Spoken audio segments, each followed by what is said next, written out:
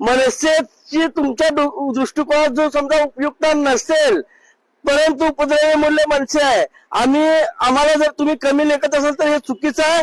अवतरण देऊन जर पायतन द्यायचा प्रयत्न मनसेला केला तर कदापि सहन करणार नाही. त्या दिवशी आदल्या दिवशी खैरे साहेबांचा निरोप आला की उद्या असं 3 वाजता बैठक आहे आणि त्या बैठकीला आपणही उपस्थित राहावं आणि त्या पद्धतीने आम्ही तिथे गेलो आणि विचार की करत मला तर वाटतं हर्षवर्धन सबका असं आहे, अशी इच्छा चालली आहे की सनम हम तो डुबेंगे लेकिन तुमको भी लेके डुबेंगे. म्हणजे भाजपाला पुरस्कृत भाजपाची सत्ता येण्यासाठी किंवा मुंबई भाजपच्या ताब्यात देण्यासाठी जर असं हर्षवर्धन सबका स्टेटमेंट करत नाहीत का, अशी मला खंत वाटते. असं वाटतंय की मनसे पक्ष हा कुठल्याच पक्षापेक्षा असं मी म्हणत नाही की आमचं काम लई जोरात झालं, पण हे सांगतो प्रामाणिकपणे करोना काळापासून इतकं काम केलं आम्ही. माझ्या मते करोना काळामध्ये कुठलेही पक्ष बाहेर येत नव्हते. त्यावेळेला शासन सुद्धा आमच्यावर विश्वास ठेवत होतं. म्हणजे ज्या वेळेला शासनाला रक्तपुरवठ्याची चालू झाली त्यावेळेला त्यांनी फक्त मनसेशी कॉन्टॅक्ट केला की हे काम तुम्हीच करू शकता, रक्तपुरवठा द्या, तुम्ही तिथल्या पब्लिकला सर्वण करू शकता, त्यांना मदत करा. म्हणजे ही गोष्ट खरी आहे. जेव्हा कसं आहे गरज पडते त्यावेळेला त्यांना सुद्धा वाटतंय, शासनाला वाटतंय, जनतेला वाटतंय. मी तुम्हाला काही गोष्टी सांगू शकत नाही. म्हणजे खेड्यापाड्याने सुद्धा ना की लोक म्हणले की बाबा मी तुमच्यासाठी एवढा प्रचार केला, तुमच्यासाठी निवडून आणण्यासाठी प्रयत्न केला, पण ज्यावेळेला माझ्यावर वेळ आली त्यावेळेला फक्त मनसे सोबत होता. हे तिने रडून करून आम्हाला सांगितलेलं साहेब. हे बघा, चंद्रकांत खैरे हे माजी केंद्रीय मिनिस्टर आहेत. उद्धव साहेब बाळासाहेबांचे निष्ठावंत आहेत. एवढ्या मोठ्या ज्येष्ठ नेत्यांनी महाविकास आघाडीची बैठक ज्यावेळी बोलवली त्या बैठकीला काँग्रेसचे स्थानिक पदाधिकारी, मग विशेषतः प्रणितीताईचं थिंक टँक, शिंदे साहेबांचं थिंक टँक असलेले प्रकाश येलगुरवार साहेब, चेतन नरोटे आणि अशोक निंबर्गी हे सुद्धा उपस्थित झाले होते. मला यातून एवढं विचारायचं आहे की चंद्रकांत खैरे साहेबांनी ज्यावेळी महाविकास आघाडीची बैठक बोलली, मग या बैठकीला यांनी पार्लमेंटची किंवा प्रदेश पातळीवरची परमिशन न घेता ती लोक आली का?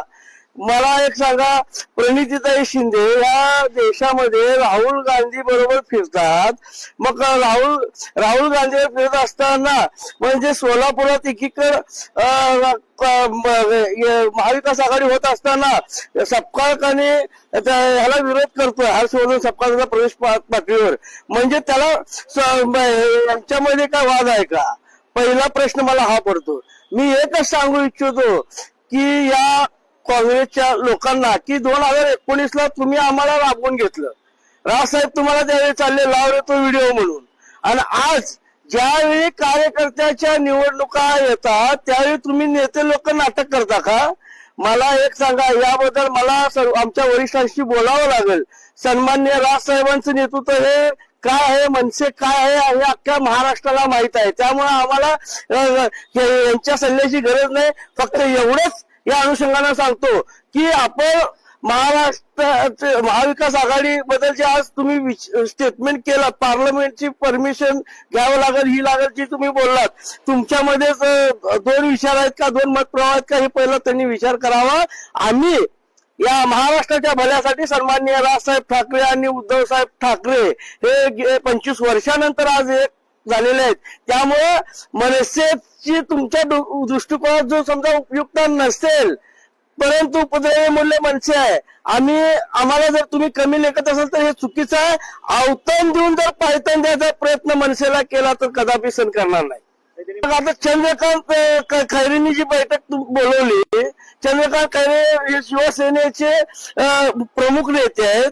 मग त्यांच्या बैठकीला तुम्ही आलात, मग चंद्रकांत तुम्हाला सांगितलं नाहीत का त्यांनी? शिवसेनेच्या लोक बाबा महाविकास आघाडीची ज्यावेळी बैठक होत होती, मग काँग्रेसच्या स्थानिक पदाधिकाऱ्यांना सांगितलं नाही का की बाबा यामध्ये मनसे सुद्धा आहे, समाजवादी पार्टी सुद्धा आहे, वंचित सुद्धा तुम्ही पाठिंबा घेतो, मग सांगितलं नाही का? म्हणजे तुमच्यामध्ये मतभेद आहेत का? म्हणजे जाणून बुजून सोलापुरामध्ये प्रणितीताई शिंदेना आघाडी करायची आहे आणि हर्षवर्धन पाटलाला आघाडी तोडायची आहे. हर्षवर्धन सपकाळांना आघाडी तोडायच्या असं यातून स्पष्ट होते. कारण काँग्रेसमध्ये 2 विचाराचे 2 नेते आहेत, बाळासाहेब थोरात आणि नाना पटोलेचे विचार एकीकडे आहेत आणि हर्षवर्धन सपकाळ यांचे विचार एकीकडे आहेत. मला तर वाटतं हर्षवर्धन सपकाळचं असं आहे, अशी इच्छा चालली आहे की सनम हम तो डुबेंगे लेकिन तुमको भी लेके डुबेंगे. म्हणजे भाजपाला पुरस्कृत भाजपाची सत्ता येण्यासाठी किंवा मुंबई भाजपच्या ताब्यात देण्यासाठी जर असं हर्षवर्धन सपकाळ स्टेटमेंट करत नाहीत का, अशी मला खंत वाटते. मनसैनिकासाठी आणि शिवसैनिकासाठी ही आमच्या जीवनातली एकदम आनंदाची घटना घडली जेव्हा दोन भाऊ एकत्र झाले. आणि त्याच्यापेक्षा आम्हाला दुसरं काय नाही पाहिजे होतं. दोन भाऊ एकत्र झाले आणि आदरणीय ज्या वेळेला सोलापुरात खैरे साहेब आले तर खैरे साहेबांची ही आमची प्रथम भेट नव्हती, ही दुसरी तिसरी भेट होती. आणि त्याच वेळेला आमचं बोलणं झालं की ज्या वेळेला बी आपली युती नक्की आपण करू आणि आपण एकत्र लढायचं, असं खैरे साहेबांनी आम्हाला आश्वासनं देऊन गेली. ह्याच्या पुढे आता आपण एकत्र लढायचं. आणि त्याच अनुषंगाने आम्हाला त्या दिवशी आदल्या दिवशी खैरे साहेबांचा निरोप आला की उद्या असं 3 वाजता बैठक आहे आणि त्या बैठकीला आपणही उपस्थित राहावं. आणि त्या पद्धतीने आम्ही तिथे गेलो आणि मी सुद्धा स्वतः बाळा नांदगावकर साहेबांची चर्चा केली. आणि बाळा नांदगावकर सुद्धा आम्हाला साहेबांनी सांगितलं की गुड लक, तू तुझ्या पद्धतीने स्थानिक पातळीवर काय चांगलं करता येईल त्या पद्धतीने तू कर, पण तुमचं जे काय घडलं त्याच्यात सगळं ताळेबंद ते आहे ते मुंबईला येऊन मला दे, मग त्यानुसार आपण पुढची रणनीती ठरवू. अशा पद्धतीने आमचं झालेलं आहे. त्याबद्दल बोलायचं म्हणलं ना, एक तर तो त्यांच्या पक्षाचा अंतर्गत विषय आहे. आणि त्या मिटिंगला स्वतः काँग्रेसचे शहर अध्यक्ष चेतन भाऊ नरोटे होते, माजी आमदार प्रकाश अंकुलवर साहेब होते, इतरही त्यांचे काँग्रेसचे लोक होते. मग त्यांना जर काय वाटलं असतं तर त्या पद्धतीने तिथं बोलले असते ना. आज पत्रकार मीडिया होते सगळे, तुम्ही पत्रकार बंधू होते सगळे सोलापूरमधले, त्यांच्या समोर हे घडलेलं आहे. म्हणजे आणि मी त्यांना उत्तर देणं बांधील का बरं धरत नाही, तर हा स्थानिक विषय आहे. आता उद्या जर स्थानिक काँग्रेसमधले जर कोण जर म्हणले तर मी त्यांना उत्तर देऊ शकतो.